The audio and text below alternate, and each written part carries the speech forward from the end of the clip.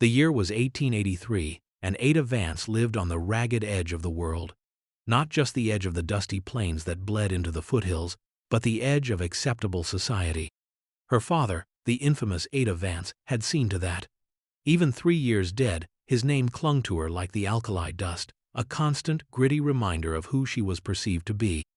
She was an outlaw's daughter, and polite folk gave her a wide berth, crossing the street in town, their gazes sliding away as if she carried a disease. Her home was a small, sagging cabin nestled in a lonely fold of the land, miles from the nearest settlement. It was a place of inherited silence, a silence broken only by the wind keening around the eaves and the distant, mournful low of cattle that weren't hers. She'd inherited the land, surprisingly, free and clear, but the legacy was a heavier burden than any mortgage. She survived on grit and the meager living she scratched from a small garden and the occasional sale of hides or expertly mended tack in a town where her presence was tolerated but never welcomed. Loneliness was a constant companion, a quiet ache she'd learned to live with, like a pebble perpetually lodged in her boot. She had built walls around herself, made of stoicism and the hard necessity of self-reliance. She expected nothing from others and offered little in return. It was a simple, barren existence, marked by routine and the absence of hope. The sun beat down on the parched earth, relentless and unforgiving, as Ada rode back to the cabin one sweltering afternoon in late summer. She'd been checking the distant fences, a pointless chore on land that wasn't truly hers to protect from anything but the wind, when she saw him. He was crumpled at the base of a rocky outcrop, half hidden by sparse brush, a still, dark shape against the sun-bleached stone. Her first instinct was caution, a lifetime of her father's lessons whispering in her ear, trust no one, especially not strangers. But something about the stillness, the unnatural angle of a limb, held her rooted. He was a man, that much was clear, and he was hurt. Badly, she suspected. Dismounting slowly, rifle held loosely but ready, Ada approached. He was Native American, that was also clear, dressed in worn buckskin, his dark hair unbound and tangled with dirt and blood. A Lakota, judging by the style of his moccasins and the cuts of his clothing. Tribes she knew sometimes traveled through this territory, though rarely this far south and alone. There was a deep gash on his temple, matted with blood, and his left leg lay twisted at an unnatural angle. His chest rose and fell faintly, shallow breaths that seemed to catch in his throat. There was no sign of a horse, no tracks leading directly to this spot that weren't her own, suggesting he'd fallen, or been thrown, perhaps from a considerable height, or perhaps injured elsewhere and dragged himself here. The sun beat on his exposed skin. Flies buzzed around the wound on his head. He looked utterly broken. Another instinct, one buried deep beneath the layers of caution and self-preservation, stirred. It was a flicker of shared humanity, a recognition of vulnerability she understood better than most.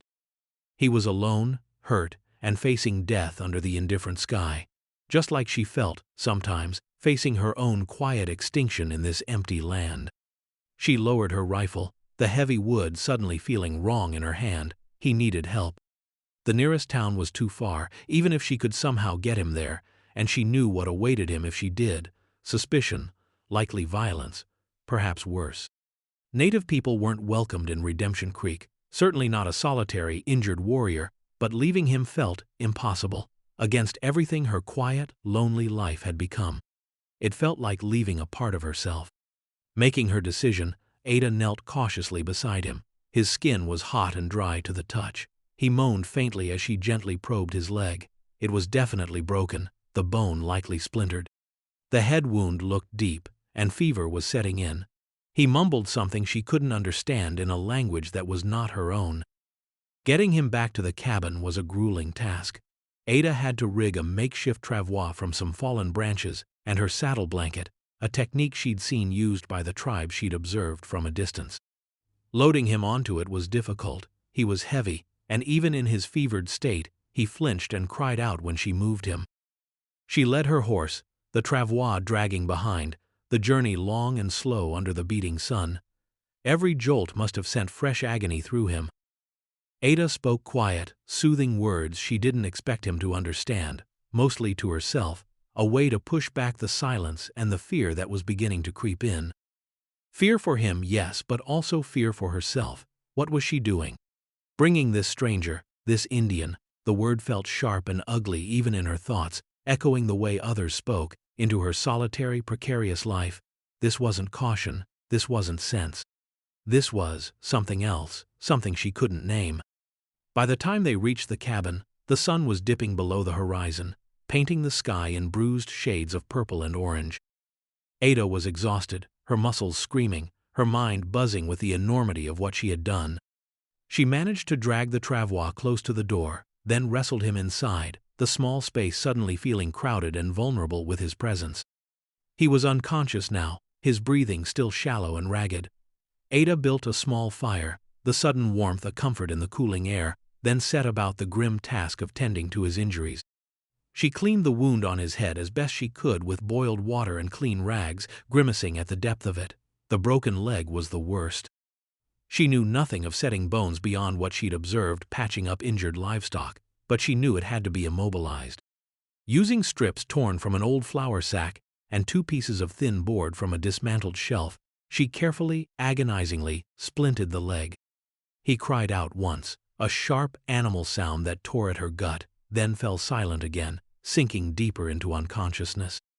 She sat by his side for a long time that first night, listening to his breathing, watching the firelight flicker across his face, highlighting the sharp planes of his cheekbones and the dark stubble on his jaw. He was younger than she had first thought, perhaps her own age or a few years older. In sleep, without the mask of pain or fear, his face held a quiet strength, a noble cast that contradicted the fear the townspeople felt towards his kind. Ada Vance, daughter of an outlaw, sitting vigil over a wounded Lakota warrior. It felt like the start of a particularly strange and dangerous story. The next few days were a blur of tending. Ada boiled water constantly, changed his bandages, tried to get sips of water past his dry lips. His fever raged, making him restless and prone to fits of shivering or incoherent mumbling. He called out names she didn't know, spoke in his own language, sometimes sounding like a grieving animal, sometimes like a distant chant. Ada learned the cadence of his suffering, the subtle shifts in his breathing. She saw the intricate beadwork on his clothing, faded and worn but still beautiful, a testament to a life and culture utterly foreign to her. She saw the scars that crisscrossed his chest and arms, marks of old battles and hardships. This was a man who had known pain before. She nursed him fiercely, driven by that strange, unnameable impulse that had made her bring him here in the first place. It wasn't kindness, not yet. It was something harder, more fundamental. A refusal to let death claim him on her patch of land, perhaps. A stubborn defiance of the isolation that had been her life. He was a problem, a dangerous complication, but he was also a presence, a distraction from the crushing weight of her own solitude. On the 3rd day, the fever broke. Ada found him awake, his dark eyes open and fixed on her. There was a flicker of surprise, then suspicion, then a quiet intelligence in their depths. He looked at her for a long moment, taking in her worn dress, her dirt-streaked face, the makeshift bandages on his body, the rough log walls of the cabin. His voice, when he spoke, was a dry whisper, rough with disuse. "Why?" he asked, the single word clear despite its weakness. His English was accented, slow, but understandable. Ada hesitated. Why, indeed? The honest answer was complicated, rooted in the loneliness she couldn't articulate and an empathy she didn't know she possessed. She settled for the simplest truth. "You were hurt," she said, her voice rough from disuse, as unused to conversation as his was. He watched her, those dark eyes assessing, searching. She didn't look away. An outlaw's daughter learned early not to flinch under scrutiny. "My name is Ada," she offered, feeling a strange awkwardness in the simple introduction. He nodded slowly, processing the name. "Chayton," he replied. "Lakota." "I figured." Silence settled between them again, but it felt different this time, less hostile, more curious. He was weak, vulnerable, dependent on her. She was alone, an outcast, now with the added danger of harboring a native warrior. Their positions were precarious, but they were, for the moment, intertwined. As Chayton slowly regained strength, their interactions remained sparse and functional. Ada brought him water, changed his bandages, offered him thin broth she made from foraged herbs, and the occasional rabbit she snared. He ate little at first, his body weak, but he watched her constantly. She felt the weight of his gaze as she moved about the cabin, doing her chores, tending her garden. Communication was a slow process. Chayton's English was halting, and Ada knew only a few basic words of Lakota from chance encounters years ago. They relied on gestures, on shared glances, on the quiet rhythm of their forced proximity. He asked about the leg, about how she had found him. Ada explained, keeping her answers brief, devoid of unnecessary detail. She didn't mention the town, the prejudice, the name, Ada Vance. She didn't ask him how he had come to be injured, sensing it was a story wrapped in pain and danger she wasn't yet ready to hear. Gradually, a hesitant trust began to form. He saw her dedication, the quiet competence with which she managed her solitary life, the gentle if unskilled way she tended his wounds. She saw his patience, his resilience, the dignity he maintained even in his helplessness. He rarely complained, enduring the pain of his broken leg and the lingering effects of his head wound with a stoic silence that mirrored her own. One afternoon, while Ada was outside fetching water, Chayton managed to drag himself to the cabin door. The effort left him pale and trembling, but he braced himself against the frame, looking out at the vast, empty landscape. Ada paused, watching him from the well. He wasn't looking for escape, she realized. He was looking at the land, with an expression she couldn't quite decipher, reverence perhaps, or a deep, aching familiarity. He belonged to this land in a way she never could, despite living on it her whole life. He turned his head slowly, catching her watching him. A faint, almost imperceptible smile touched his lips. It was the first time she had seen him smile, and it transformed his face, chasing away the shadows of pain and suspicion. "The sky," he said, his voice stronger now, though still soft. "It is different here." Ada walked towards him, setting the bucket down. "Different how?" "Bigger," he said, his gaze sweeping across the horizon. "It holds more sadness, more freedom." Ada considered this. She had always seen the sky as indifferent, a vast, empty canvas. But sadness and freedom resonated with her own feelings about this place, about her life. It was a surprisingly poetic observation from a man she had expected to be simply a wounded warrior. "My father," Chayton said after another silence, looking back out at the sky. "He taught me the names of the stars. Our stories are written there." It was the first unprompted personal detail he had shared, a tiny crack in the wall he had built around himself. Ada felt an answering impulse to share, a desire to offer a reciprocal vulnerability. But her story felt heavy, tainted. She couldn't speak of her father, of the name Ada Vance, not yet. Instead, she talked about the plants growing near the cabin, the ones she used for tea or medicine, knowledge passed down from her mother before she died.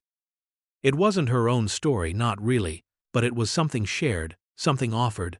Chayton listened attentively, asking questions about the plants, his eyes sharp and intelligent. The days continued in this quiet rhythm. Ada mended tack, cleaned, cooked simple meals. Chayton slowly recovered, able to sit up for longer periods, his leg healing crookedly but healing. He began to move around the cabin on makeshift crutches fashioned from branches Ada cut for him. He watched her work, sometimes pointing out things she missed, like a fraying rope or a loose shingle. His observations were practical, quiet, and surprisingly helpful. He had a stillness about him, an economy of movement that spoke of a life lived outdoors, attuned to the subtle shifts of the world. One evening, during a sudden, violent thunderstorm that shook the cabin to its foundations, Chayton spoke again of his past. The storm seemed to loosen something in him. He spoke of his family, of his band, of the buffalo hunts, of the increasing encroachment of settlers, the broken treaties, the battles. He spoke of loss with a quiet, profound sorrow that Ada recognized instantly. It was the same grief that had settled in her bones after her mother died, and her father chose the path of the outlaw definitively. He had been separated from his group after a clash with soldiers, wounded while trying to draw fire away from others. He had been making his way north, hoping to find remnants of his people, when his horse had stumbled and thrown him near the outcrop. He had been alone for days, injured, with no food or water, certain he would die. Ada listened, her heart aching with a kinship born of shared pain.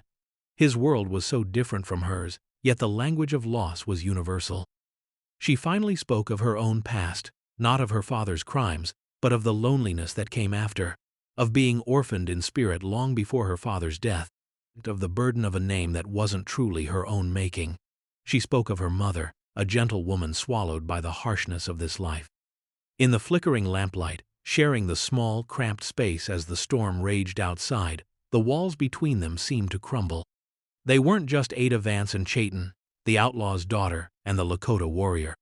They were two solitary people, adrift in a world that seemed determined to break them, finding a fragile connection in their shared vulnerability and resilience. The slow healing process stretched into weeks. Chayton's leg mended, though it would always favor him. He began to move with more confidence, first inside the cabin, then venturing just outside the door. He taught Ada a few words of Lakota, the names for the sky, the wind, the earth, the animals. She taught him more English, correcting his pronunciation, explaining strange idioms. They shared quiet meals, talked about the weather, the land, the small, everyday things that made up their lives. Laughter, hesitant at first, sometimes broke the silence. A shared amusement over a failed cooking attempt, a joke about her clumsy splinting, a quiet chuckle at the antics of a prairie dog outside. It was like watching something frozen begin to thaw. The world outside their cabin remained oblivious to the strange sanctuary they had created, but Ada knew their fragile peace couldn't last. Chayton was regaining his strength. Soon, he would want to leave, to find his people. And there was the ever-present threat of discovery. If anyone from Redemption Creek found out she was harboring a native man, let alone a warrior, the consequences would be severe. Her precarious toehold in the world would be swept away. One morning, Chayton stood outside the cabin, leaning lightly on a sturdy branch that now served as a cane, gazing north. Ada watched him from the doorway, a knot tightening in her stomach. The time was coming. He turned, his dark eyes meeting hers. There was gratitude in them, and something else, something deeper that mirrored the unfamiliar warmth blooming in her own chest. "Ada," he said, his voice low. "I must go soon. My people." Ada nodded, unable to speak. She had known this day would come, but hearing him say it still felt like a blow. The silence of the cabin, the silence of her life, loomed large again. Before either of them could say more, a rider appeared on the horizon, not on the faint track leading to her cabin, but approaching cross-country, fast. Ada's hand instinctively went to the rifle leaning by the door. One rider usually meant trouble, two or more meant worse. This rider was pushing his horse hard, heading directly for her place. "Someone comes," Chayton said, his body tensing, despite his still mending leg. Ada squinted, trying to make out details. As the rider got closer, she recognized the horse. It belonged to Clem, the blacksmith from Redemption Creek.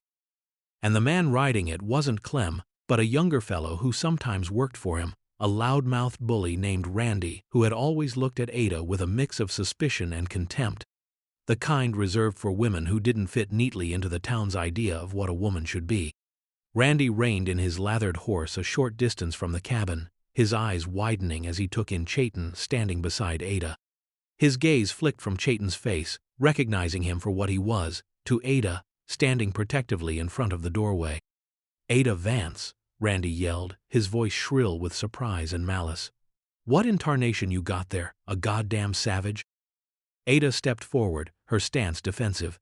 "He's injured, he needed help." "Help?" Randy scoffed, spitting chewing tobacco onto the ground near Chayton. "Help? You helpin' one of them? What's an outlaw's daughter doin' consortin' with Injuns?" His eyes narrowed, suspicion hardening into certainty. There was talk down the line about a couple Injuns being seen heading this way after that spat near Willow Creek. "One got away." "They been lookin'," he smirked, a cruel twist of his lips. "Looks like you found him, or maybe you was hidin' him all along." "Get off my land," Ada said, her voice low and steady, but carrying the weight of a warning. Her hand was now firmly on the rifle. "Your land?" Randy laughed, a harsh, unpleasant sound. "The town council always said Ada Vance's land ain't rightly hers, not after all her pa did. And hidin' a hostel? That's a hangin' offense, woman." He gestured back the way he came. "I'll be tellin' the boys in town about this. They'll want to come pay a visit. You got something valuable here, something they been lookin' for." He spurred his horse, backing away slowly, his eyes still fixed on them, particularly on Chayton. "Don't you go nowhere," he shouted, then wheeled the horse around and galloped back the way he came, disappearing over the rise as quickly as he had appeared. Silence descended again, but this time it was heavy with impending danger. The fragile peace was shattered. They had been found. Ada turned to Chayton, her face grim. "They'll be back," she stated the obvious, "with others." Chayton nodded, his gaze distant, already calculating. "Soldiers or town men?" "Town men," Ada said. "Likely the sheriff and a few others. They don't like me, they don't like your people. They'll see this as their chance to get rid of both problems at once." "I will leave," Chayton said immediately, pushing himself straighter, wincing slightly at the movement. "I will draw them away." "With that leg? Don't be foolish. They'll run you down in a mile." Ada's mind raced. She knew this land, knew its hiding places. Her father had made sure she did. "We can't fight a dozen men, not here, not like this." "Then what?" Chayton asked, his dark eyes searching hers. The why from their first conversation echoed in her mind. Why had she saved him? Why had she risked everything? Because leaving him felt impossible. Because in his presence, the crushing weight of her own isolation had lessened. Because she had seen his dignity, shared his sorrow, found a flicker of warmth in his quiet strength. She couldn't abandon him now, not to the mercers of the town that had always judged her. "We hide," Ada said, her voice firm. "There's a place, an old claim cabin, higher up in the foothills, difficult to find, even if you know these parts." Chayton looked at her, his expression unreadable. "You would do this?" "You saved my life," Ada lied, or perhaps not entirely. He had saved her from the silence, from the slow death of loneliness. "Besides," she added, a trace of her father's dry wit surfacing, "an outlaw's daughter helping a wanted man seems almost fittin', don't it?" They worked quickly, Ada packing a few essentials, dried jerky, hardtack, a blanket, her rifle and ammunition, a small pot, matches, a few herbs for medicine. Chayton gathered his few belongings, his focus sharp despite his injury. They couldn't take the horse, it would be too easy to track. They would have to go on foot, a slow, painful journey for Chayton. As they set off, leaving the cabin that had been Ada's solitary refuge and their unexpected haven, Ada glanced back. It looked lonely and vulnerable under the vast sky. She didn't know if they would ever return. The trek into the foothills was arduous. Chayton's leg protested every step, but he pushed on with grim determination. Ada set a slow, steady pace, helping him over rough terrain, offering a steadying hand when he stumbled. They moved through rocky canyons and sparse pine forests, the silence of the high country, a stark contrast to the impending clamor they had left behind. Ada relied on instinct and memory, navigating by landmarks only she knew, trails that barely existed. They reached the old claim cabin just before dusk. It was little more than a stone shell with a sagging timber roof, hidden in a narrow, easily defensible canyon. It was cold and damp, but it offered shelter and concealment. Ada built a small, smokeless fire in the makeshift hearth, the flames a welcome sight in the deepening gloom. They ate their meager supper in silence, listening to the wind howl through the canyon. The tension between them was different now. It wasn't mistrust, but a shared anxiety, a silent acknowledgement of the danger they faced together. "Thank you, Ada," Chayton said, his voice quiet in the darkness. "You risk much for me." "We risk it together now," she replied. "We are here because of choices made by others. Your people, my father, but we are here choosing this." He was silent for a moment, then reached out and lightly touched her hand. It was the first time he had initiated physical contact beyond the necessities of tending his wounds. His skin was warm against hers. Ada didn't pull away. The simple touch held more meaning than words, a confirmation of the bond that had formed between them in the lonely cabin. They spent several tense days in the claim cabin. Ada ventured out cautiously to hunt small game, always staying close, always watchful. Chayton rested his leg, fashioning a stronger cane, his eyes constantly scanning the canyon entrance. They spoke little, conserving energy, listening. On the third day, Ada was returning from checking a snare when she heard it. The distant sound of horses, voices echoing faintly up the canyon. They were here. Randy had brought the town men. She scrambled back to the cabin, her heart pounding. "They're coming," she whispered to Chayton. He nodded, his face grim. He grasped the rifle she handed him, checking the action. His hand was steady. "They will expect to find me here," Chayton said. "I will go outside, try to draw them away from you." "No," Ada said instantly. "We stay together. This place, I can defend it, from the rocks above." It was a desperate plan, born of desperation. The canyon walls offered some advantage, but they were outnumbered and outgunned. The sounds grew closer. Ada took her position near a narrow slit in the stone wall that offered a view down the canyon. Chayton, his leg braced, positioned himself near the reinforced door, rifle ready. The horses appeared, a group of 7 riders, led by Sheriff Brody, a man whose face was as hard and unforgiving as the landscape. Randy was among them, pointing towards the cabin. "Ada Vance," Sheriff Brody yelled, his voice booming up the canyon. "We know you're in there. We know you got that Injun with you. Send him out." Ada didn't reply. "You harbored a hostile, Ada," another man shouted. "That's treason." "Come out, woman," Sheriff Brody ordered. "We just want the savage. We ain't got no quarrel with you, not really." It was a lie, she knew. They always had a quarrel with her, with the name Ada Vance. "He's injured," Ada finally shouted back, her voice surprisingly strong. "He means no harm." Laughter echoed up the canyon. "Injured? That's good," Randy yelled. "Make him easier to string up." Ada's blood ran cold. They weren't interested in justice, or even capturing a potential threat. They wanted blood. They wanted a spectacle. "We ain't coming out," she shouted. "Leave us be." "Last chance, Ada," Brody warned. "We're coming in." The men dismounted, spreading out, rifles raised, moving cautiously towards the cabin entrance. Ada watched them, her finger tightening on the trigger of her rifle. She knew she couldn't hold them off for long, but she could make them pay a price. As the first man approached the cabin door, Chayton fired. The shot echoed deafeningly in the canyon. The man cried out and fell, clutching his shoulder. Gunfire erupted from the town men, bullets pinging off the stone walls of the cabin, splintering the timber roof. Ada fired back, aiming for the spaces between the rocks where they hid, forcing them to duck. The standoff lasted for tense minutes. The air filled with the smell of gunpowder and the crack of rifles. Ada reloaded mechanically, her mind clear despite the fear. She saw Chayton reload, his face set with fierce concentration. They were fighting side by side, 2 outcasts defending their fragile sanctuary against a world that wanted to destroy it. Then, a figure darted from behind a large rock, rushing towards the cabin door. It was Randy. He had a torch in his hand, intending to set the roof alight. "Randy, no," Sheriff Brody yelled, perhaps realizing the danger of burning the cabin with them inside, or perhaps just not wanting to lose his prize. But Randy was reckless, fueled by malice. He sprinted across the open ground. Ada aimed, her hand steady. She squeezed the trigger. The shot was clean. Randy stumbled, the torch falling from his grasp, extinguishing with a hiss on the damp ground. He fell face first, not moving. A sudden silence fell over the canyon. The town men, shocked by the speed and accuracy of Ada's shot, hesitated.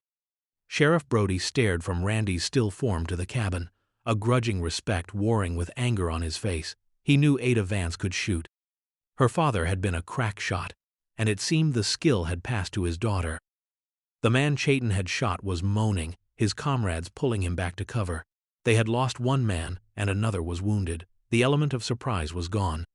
They were exposed with limited cover, and Ada and Chayton were dug in. Sheriff Brody weighed the situation. More men could get hurt. Attacking a defended position in a narrow canyon was risky. And Ada Vance, the outlaw's daughter, had just killed a man in self-defense on her own property, or land she claimed, after they had tried to burn her out. The legalities, messy as they were in the West, might not favor him if this went badly. He had come for a simple capture, maybe a lynching. He hadn't expected this kind of resistance. "All right, Ada," Brody shouted, his voice tight with frustration. "This ain't over, but we'll be back." He didn't sound convinced, even to himself. He knew, and Ada knew, that they wouldn't be back. Not like this. Ada Vance had made her stand. The men retreated, helping their wounded comrade, leaving Randy's body where it lay. The sound of their horses faded down the canyon, leaving silence in their wake. Ada lowered her rifle, her hands trembling now that the adrenaline was fading. She looked at Randy's body. It was the first time she had killed a man. It felt necessary. A defense of their lives, of the fragile space they had carved out. Chayton limped over to her, his face reflecting the gravity of the moment. He put a hand on her shoulder, a gesture of support and understanding. "You are strong, Ada Vance," he said, his voice filled with awe.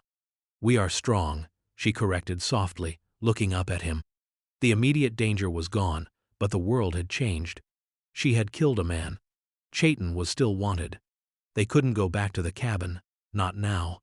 It was likely they would have burned it anyway. Their only path was forward, together, deeper into the wilderness. They buried Randy near the claim cabin, a quick, somber task. Leaving the cabin felt different this time. It wasn't a reluctant flight, but a shared journey. Ada and Chayton walked side by side, his pace slow, hers adapted to his. They were heading north, towards the lands Chayton knew, towards the possibility of finding his people, or perhaps towards a new life together. Somewhere, the name Ada Vance and the identity of a Lakota warrior didn't immediately spell danger. Days turned into weeks. They traveled slowly, conserving their strength. Ada's knowledge of the land, learned from years of solitary wandering and her father's survival lessons, combined with Chayton's understanding of tracking, hunting, and the ways of the wilderness, made them a formidable pair. They hunted together, set up camp together, faced the elements together. Their bond deepened with every shared hardship, every quiet conversation under the vast, star-filled sky, every moment of reliance on the other. The initial mistrust was long gone, replaced by mutual respect, shared purpose, and a quiet, profound affection that had grown from the barren ground of their lonely lives. One evening, sitting by their campfire, the silence comfortable between them, Chayton reached for Ada's hand again. He didn't speak, but his dark eyes, reflecting the firelight, conveyed everything. Love, quiet and deep, shone there. Acceptance, belonging. Ada squeezed his hand, her throat tight with emotion. She had spent her life defined by a name she hadn't chosen, an outcast in a world that judged her before it knew her. She had been alone, believing that was her fate. But here, with this man, a man from a world so different from her own, a man who had also known loss and hardship, she had found something she had never dared to hope for. A connection that saw past the name, past the legacy, to the person beneath. A home not built of logs and stone, but of shared resilience, mutual understanding, and quiet love. "Chayton," she whispered, saying his name like a prayer. He smiled, that rare, beautiful smile that reached his eyes. Ada. They had faced down prejudice and violence. They had left behind the world that had rejected them. They were two wanderers, a Lakota warrior with a mending leg, and the daughter of an outlaw, finding their way in a vast, indifferent land. Their future was uncertain, fraught with potential dangers. But they faced it together.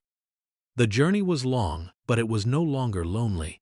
They found strength in each other, two broken pieces fitting together to make something whole. Ada learned to see the beauty in the world through Chayton's eyes, the stories written in the stars, the wisdom held in the ancient rocks. Chayton learned about a different kind of strength, the quiet determination of a woman who had survived against the odds and chose compassion over fear. They never found Chayton's original band. The Lakota nation had been scattered, their way of life under siege. But they found other small groups, survivors like themselves, adapting, enduring. They were welcomed, not with the suspicion Ada was used to, but with a quiet curiosity and eventual acceptance, once their story was shared.